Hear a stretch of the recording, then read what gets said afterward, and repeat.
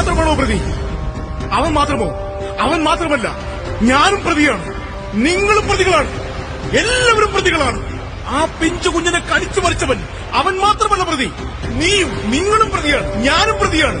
കൊന്നുകളഞ്ഞില്ലേ ആ കുരുന്നിനെ?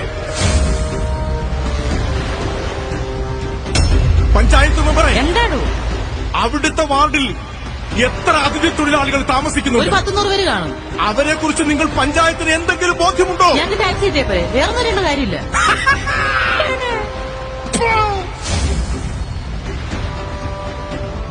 കോൺട്രാക്ടർ മുതലാളിയുടെ കീഴിൽ എത്ര അതിഥി തൊഴിലാളികളുണ്ട്? 500 പേര് കാണും. അവരെയൊക്കെ ശ്രദ്ധിക്കാറുണ്ടോ? അതെന്റെ ജോലിയല്ലല്ലോ. പിന്നെ പോലീസും പഞ്ചായത്തും ഒക്കെ അല്ലേ നോക്കണ്ടേ? ആയിരിക്കണം അവരെ.